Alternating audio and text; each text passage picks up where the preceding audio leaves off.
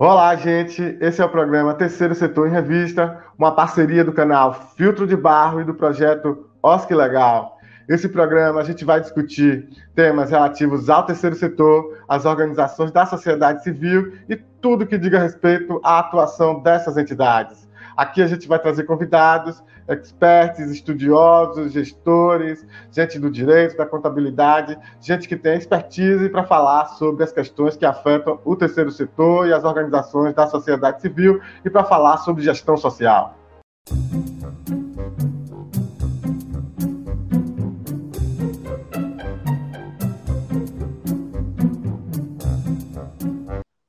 Hoje no programa a gente vai falar do MIROSC, do Marco Regulatório das Organizações da Sociedade Civil. Para isso, a gente vai contar com uma convidada super especial, a advogada Laís de Figueiredo Lopes. Ela é advogada especialista em terceiro setor, ela é doutoranda em Direito Público pela Universidade de Coimbra, em Portugal, é sócia do SBSA Advogados, um escritório super referência nesse assunto, e ela foi a pessoa que estava como assessora especial do ministro da Secretaria de Governo da Presidência da República entre 2011 e 2016, exatamente tocando a agenda do MIROSC. Então, a pessoa que mais sabe, uma das pessoas que mais conhece dessa legislação em todo o país. O marco regulatório das organizações da sociedade civil, o MIROSC, ele tem como nascimento, ali como marco inicial, a Lei 13.019 de 2014. Essa lei ela entrou em vigor para estados, Distrito Federal e para a União em 2016 e para os municípios a partir de 2017. Isso significa que o poder público, qualquer ente público, ao fazer parceria com as organizações, ela deve seguir a lei do MIROSC. Ela é uma lei estruturante, ela estrutura, ela normatiza as parcerias que o poder público vai fazer com as organizações da sociedade civil. Essa norma geral, como tudo no Brasil, ela tem exceções.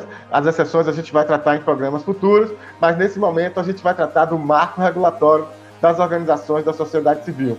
Um outro ponto que eu destaco do marco é ele considerar as organizações naquilo que elas são, naquilo que efetivamente elas têm a contribuir com esse país. Ele não trata as organizações como empresa, não trata como poder público, trata e respeita aquilo que as organizações podem oferecer, com a sua natureza de organização privada, que atua com finalidades públicas e sem fins lucrativos. Isso é muito importante que se diga. Um outro ponto que é importante se destacar é que o MIROSC ele afasta a aplicação da Lei 8.666, a lei de licitações, então ele não se aplica mais a Lei 8.666 às parcerias do MIROSC, e ele afasta a aplicação dos convênios, a utilização dos convênios, né, numa perspectiva mais geral, da relação entre poder público e organizações da sociedade civil. Para isso, ele cria 3 novos instrumentos que substituem os convênios. São os termos de colaboração, os termos de fomento e o acordo de cooperação. O termo de colaboração ele é proposto pelo poder público, aí simploriamente explicando aqui, né, o termo de colaboração, ele parte da iniciativa do poder público, né, e as organizações vêm para colaborar com o poder público. O termo de fomento, ele parte de iniciativa ou de criação das organizações da sociedade civil, e o poder público ele fomenta essas atividades, e o acordo de cooperação é quando não envolve repasse de recursos, é uma parceria sem repasse de recursos, enquanto o termo de fomento e colaboração há repasse de recursos, no termo de fomento, no acordo de cooperação não há repasse de recursos. Então vamos saber um pouco mais sobre o MIROSC com a nossa entrevistada Laís de Figueiredo Lopes. Então, gente, estamos aqui com Laís Lopes, do Terceiro Setor Revista. Vamos falar sobre o MIROSC. Laís, um prazer receber você aqui no programa. Muito obrigado por estar aqui com a gente. E para começar, eu queria já perguntando que você desse os cumprimentos aí para a turma e já começar a perguntar como foi o histórico da construção do MIROSC, você que esteve lá na Presidência da República, nesse processo todo de construção. Fala um pouquinho para a gente aí como é que foi essa história. Obrigada, Lucas, pelo convite, parabéns pela iniciativa de lançar esse programa. É bem importante que a gente possa trabalhar a comunicação de forma mais acessível, mais didática. Esse tema de gerar conhecimentos, enfim, esse eixo de trabalho também foi uma vertente do que a gente fez na Secretaria-Geral da Presidência da República. Eu assumi essa missão em 2011, a convite do ministro Gilberto Carvalho, para apoiar um trabalho que foi solicitado pela sociedade civil. A plataforma por um novo marco regulatório das organizações da sociedade civil fez um compromisso com os candidatos à presidência da República e a presidenta Dilma assumiu esse compromisso e operacionalizou por meio da Secretaria-Geral da Presidência, de abrir um espaço para trabalhar a regulação das organizações da sociedade civil e políticas para o seu fortalecimento.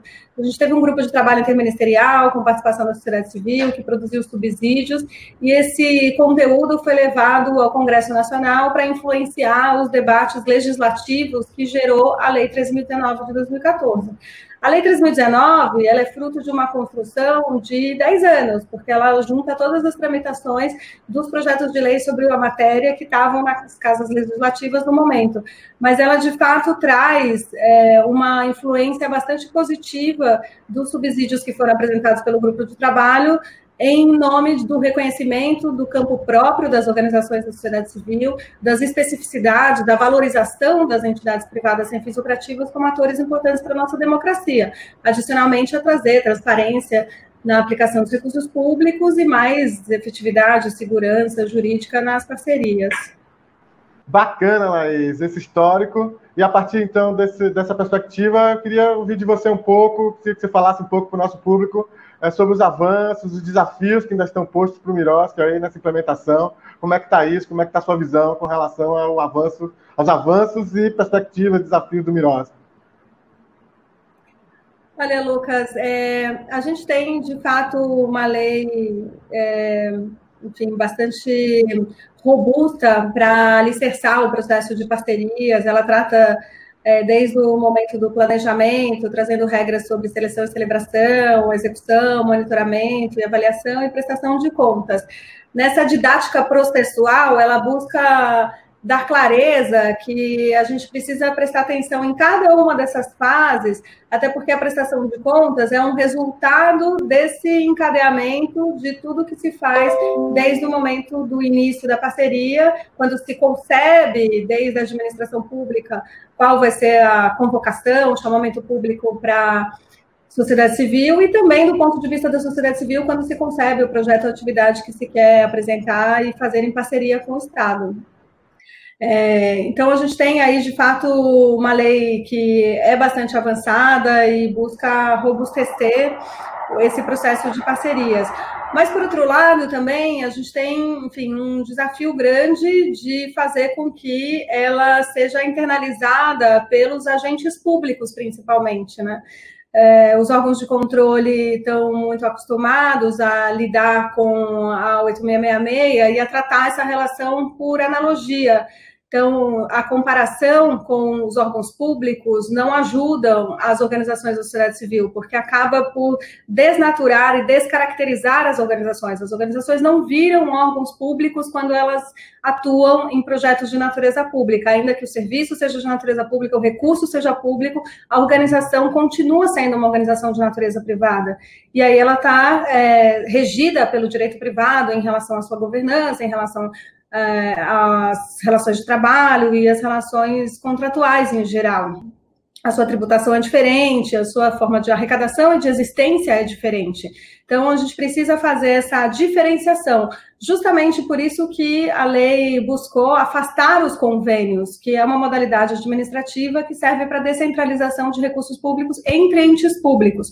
Quando a gente usa os convênios para as entidades privadas sem fins lucrativos, a gente atrai esse regime de direito público e coloca uma roupa que não cabe na sociedade civil.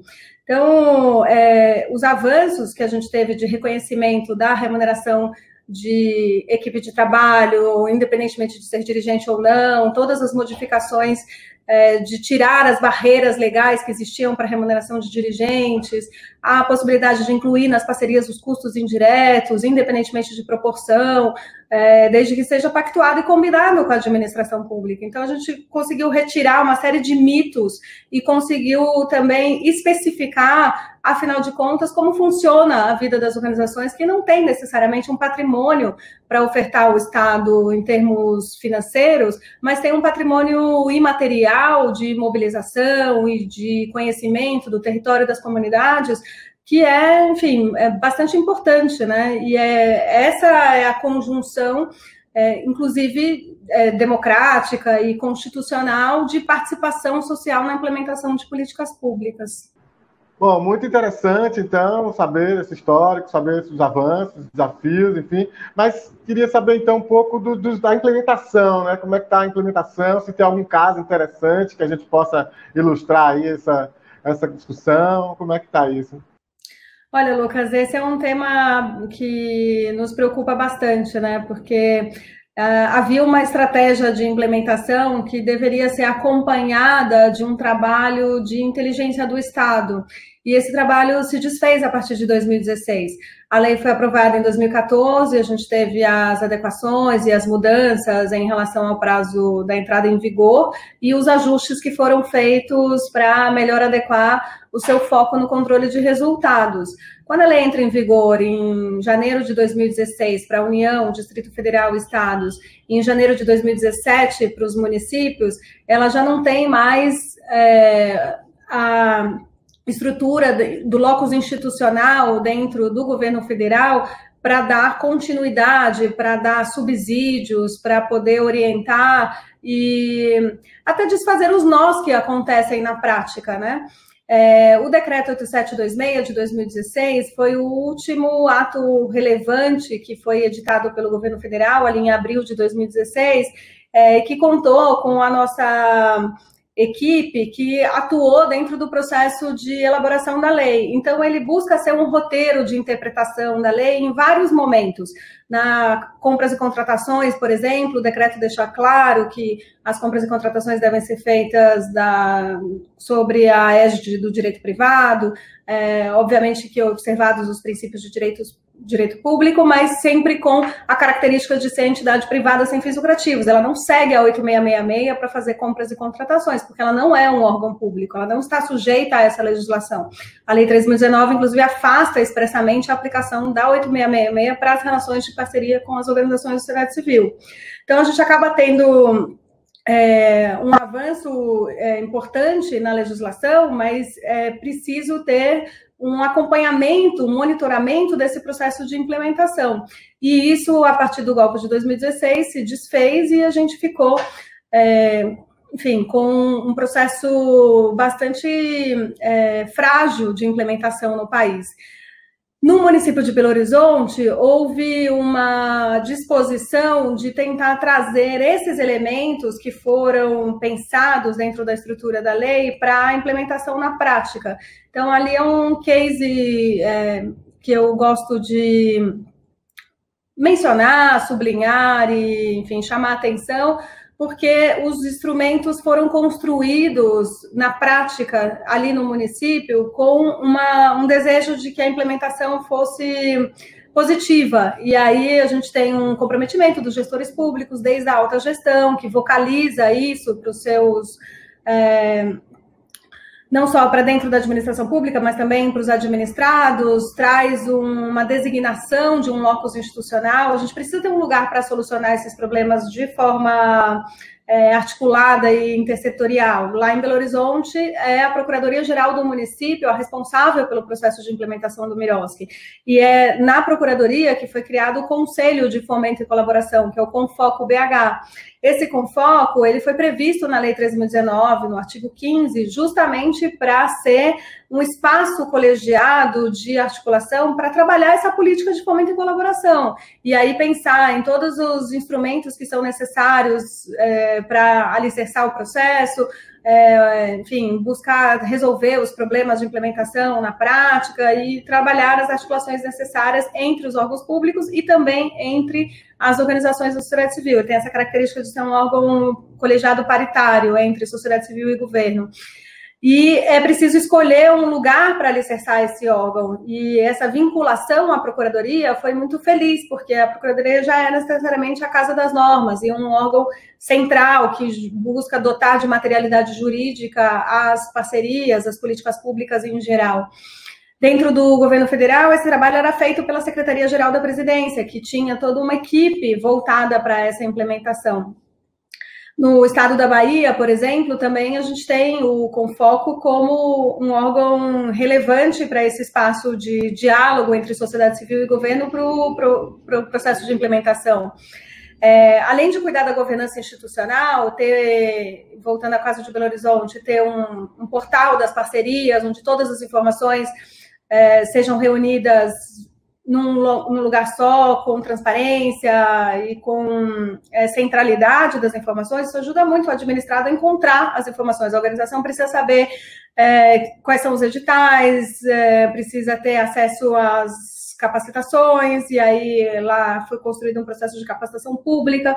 É muito bom a gente ter vários cursos sobre o Miroski Brasil afora, mas é muito importante também que a administração pública assuma um curso de capacitação gratuita, permanente, e que seja conjunta, tanto para os servidores públicos quanto para as organizações da sociedade civil. Isso ajuda, facilita no processo de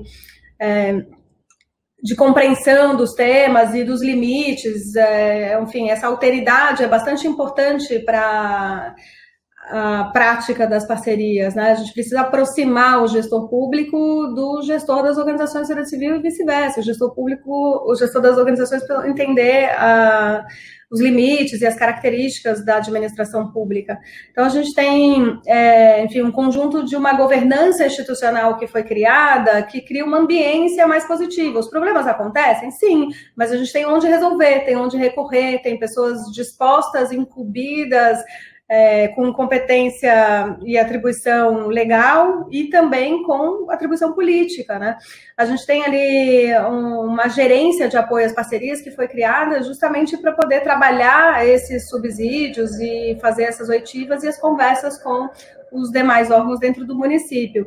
Adicionalmente a essa ideia de governança institucional, tem uma ideia também de ter uma caixa de ferramentas, né? A gente precisa ter um bom decreto, a gente precisa ter um bom manual, esses instrumentos precisam estar em consulta pública, prévia, para, inclusive, engajar e formar as pessoas dentro do processo de parcerias, precisa ter minutas padrão dos editais e dos termos de fomento, de colaboração, do acordo de cooperação, que não podem ser engessadas, elas têm que ter tutorial para poder o gestor público fazer as opções dentro da prática.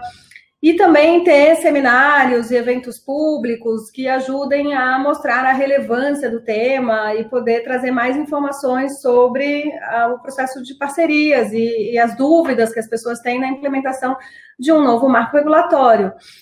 A lei não induz a mudança completa, ela precisa ser acompanhada de uma mudança de cultura dentro da administração pública e das próprias organizações da sociedade civil. Então, a gente precisa fazer com que esse processo seja implementado de uma maneira mais dialogada, que ele seja um processo mais público, mais transparente, mais poroso dentro do próprio Estado, para que a gente possa, de fato, atingir aos objetivos da lei, conseguir fazer com que o espírito do processo que a emanou possa ser visto nas práticas das parcerias e também que a gente possa ter, enfim, mais compreensão de ambos os lados, né? No fundo, a gente não está falando de outra coisa senão de dois parceiros que buscam a execução de uma política pública, de um projeto de interesse público que vai, na ponta, em última instância, beneficiar os cidadãos. Então, é o interesse público que está em evidência nesse momento. E se é o interesse público que está em evidência, a gente precisa ajudar para que a burocracia seja fluida, que ela que ela siga ritos que sejam para apoiar e não para criar barreiras.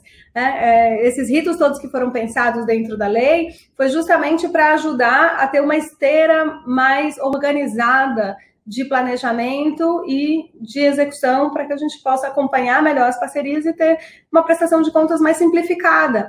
Mas se a gente duplica os controles, se a gente usa a lógica anterior e soma a lógica da 13.019, a gente, na verdade, está fazendo um retrabalho, a gente está fazendo um retrocesso. A lei não está sendo implementada na sua inteireza quando a gente devolve a temática todos os outros temas que estavam previstos dentro do processo de convênios, né?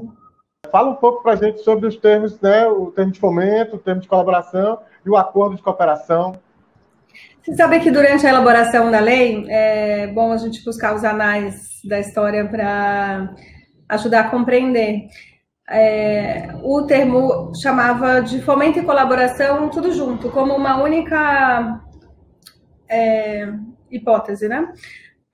A ideia que estava por trás era justamente de tentar visibilizar que é legítimo tanto o Estado convocar as organizações da sociedade civil para implementar uma política pública conhecida, parametrizada e que seja já formalizada dentro do próprio Estado, quanto também é legítimo que o Estado possa financiar projetos de interesse público que são de criação e desenvolvimento das organizações da sociedade civil, que podem ser testados, ganhar escala e no futuro virar uma política pública estruturada. É muito comum no tema dos direitos das pessoas com deficiência, direito da criança e adolescente, que a gente tenha diferentes metodologias para lidar com a promoção e a defesa dos direitos. Então, essas ideias, elas precisam ser absolvidas pelo Estado e elas precisam ser experimentadas para depois ganhar uma força maior. Por isso que existem as duas formas. E durante o processo se entendeu que para fortalecer essas duas formas, elas fossem separadas. Então, a gente tem o termo de fomento e o termo de colaboração. O termo de fomento para fomentar as iniciativas que são de concepção da sociedade civil, que são criadas, desenvolvidas e pensadas no bojo da sociedade civil. Por isso que a lei fala que é o plano de trabalho apresentado pela sociedade civil, que a sociedade civil tem mais liberdade de criar em cima dessa ideia de fomento, que é convocada pelo Estado também, está dentro e conectada com um orçamento público e que tem uma ação orçamentária ali para ser despendida naquela área. Por outro lado, a gente tem também o termo de colaboração. O termo de colaboração é o mais parecido com o que se utilizava anteriormente para os convênios, na sua maioria, porque ele está destinado à execução de políticas públicas que são parametrizadas, que são pensadas no bojo do próprio Estado. Espera-se, de preferência, com participação da sociedade civil dentro do processo de concepção. O termo de colaboração, ele tem um plano de trabalho que ele é proposto pela administração pública em termos de concepção do que tem que ser feito nos serviços e equipamentos públicos de assistência social. Isso é bastante típico, porque a gente tem normas que garantem o serviço na ponta e que tem uma série de regras a serem cumpridas dentro da própria regulamentação do sistema. As regras são tipificadas. Então, nesse sentido, quando você vai executar um serviço de natureza pública na área de assistência social, você tem que seguir todas essas regras que já foram pactuadas pelo próprio Estado. Então, ela tem uma característica muito maior de convocação das organizações para colaborar com o Estado na execução dessas regras que foram pensadas. Os dois, termos de fomento e termos de colaboração, eles acontecem quando há repasse de recursos financeiros. Quando não há repasse de recursos financeiros, aplica-se o acordo de cooperação.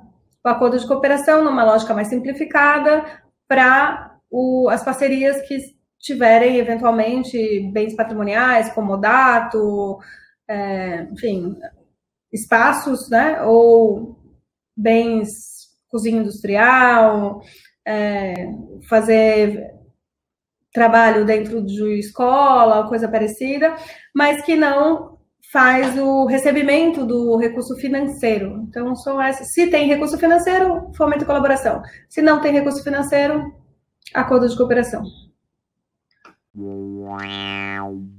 Muito bom esse bate-papo com Laís Lopes, hein? Semana que vem a gente segue com ela por aqui. A gente vai falar sobre implementação do Mirosc, os cases de sucesso. A gente vai falar sobre planejamento, avaliação, monitoramento e um tema que muito especialmente causa questionamentos e debates por aí, que é a prestação de contas. Então, segue aqui com a gente, canal Filtro de Barro, Projeto OSC Legal. Esse é o programa Terceiro Setor Revista. Entra lá no canal Filtro de Barro, se inscreve, deixa seu comentário, compartilhe, deixa lá um like, visita também o nosso site do Projeto OSC Legal, né? Verifica lá, tem texto, tem material. Então, segue a gente, quarta-feira, 19 horas, mais um programa Terceiro Setor Revista. Esperamos você por aqui.